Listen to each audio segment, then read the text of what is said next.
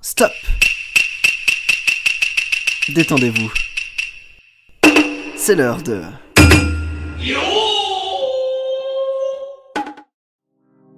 Bienvenue dans la Post Sumo. Cette vidéo va porter sur les Rikishi et pour commencer, leur Keiko. Le Keiko commence à 5h du matin et finit à 11h. Pour commencer, ils font 3 heures d'exercice, de l'endurance, de la souplesse et de la force. D'abord, ils font monter la chaleur de leur corps, mais ils ne font pas de footing. Au vu de leur poids, ça serait dangereux, ça pourrait blesser leur dos, leurs chevilles, leurs genoux. Alors, cela dit, certains le pratiquent malgré tout, mais seuls ceux qui pèsent le moins peuvent se le permettre. À la place, tous les lutteurs entament une chenille, en se tenant par les épaules ou les hanches, et ils tournent autour du dohyo en marche rapide. Chacun doit alors s'efforcer de tenir le rythme afin de ne pas briser la chaîne, et ça pendant 20 minutes. Il y a d'autres pratiques un peu plus rares, le vélo ou encore la natation selon les moyens matériels des Heiya. Ces exercices d'endurance se terminent par des séries intenses de relevés de buste et d'extension lombaire.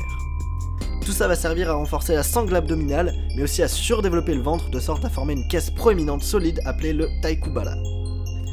Contrairement à ce qu'on pourrait penser, les sumos sont extrêmement souples, de par un entraînement bien spécifique. Et pour commencer, on va parler du suriyashi. Ce mouvement consiste à tourner indéfiniment autour du dohyo sans décoller les pieds du sol, en position semi-accroupie, les jambes écartées et le buste en avant. Ça fait beaucoup de conditions. Essayez, vous verrez, c'est pas facile, moi j'ai mangé mon parquet. L'objectif derrière cet exercice est de travailler à maintenir au plus bas possible son centre de gravité pour mieux résister aux poussées lors des combats. Ensuite vient le shiko.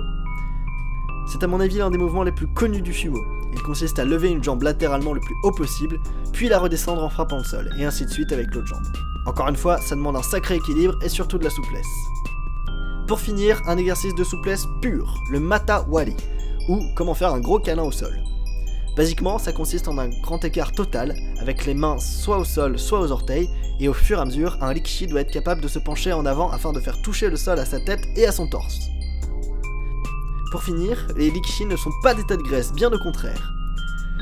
Le teppo est l'outil principal pour l'entraînement de force, pour la frappe à la main afin de renforcer les poignets, les épaules et les bras, mais aussi pour le tachi-ai, en effectuant une charge avec l'épaule contre le pilier. Et bien que critiquée dans le temps, la musculation est maintenant extrêmement pratiquée dans le sumo.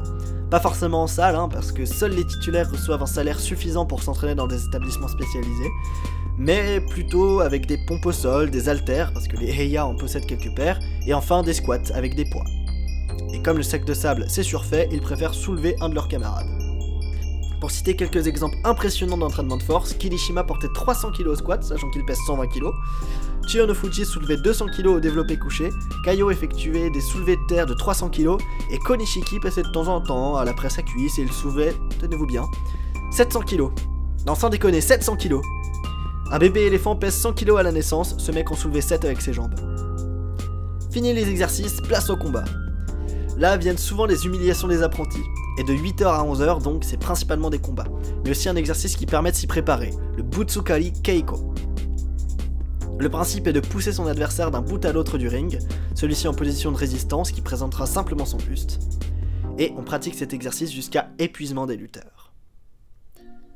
Afin de se remettre d'un tel entraînement, il faut bien sûr en manger, mais pas n'importe comment. N'allez pas croire qu'un rikishi se gave de fast-food. Le plat le plus mangé est le chankonabe.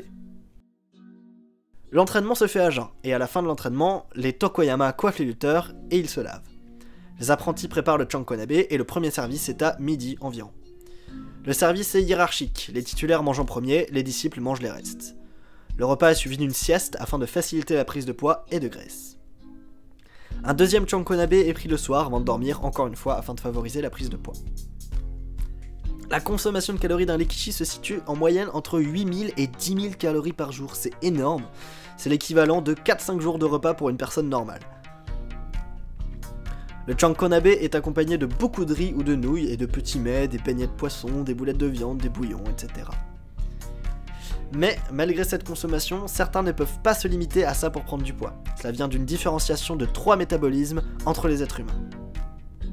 Les ectomorphes, qui sont fins et qui auront des difficultés à prendre du poids, les mésomorphes, qui sont robustes et qui prendront facilement du muscle, et enfin les endomorphes, qui ont une ossature épaisse et qui prendront facilement du muscle et des graisses, ça correspond assez bien au sumo quand on y pense, le visage arrondi, l'ossature épaisse, la tendance à la rondeur et à la prise de tissu apideux, la digestion lente qui aide à la prise de poids, le rythme cardiaque lent au repos, et une prédisposition à prendre de la force.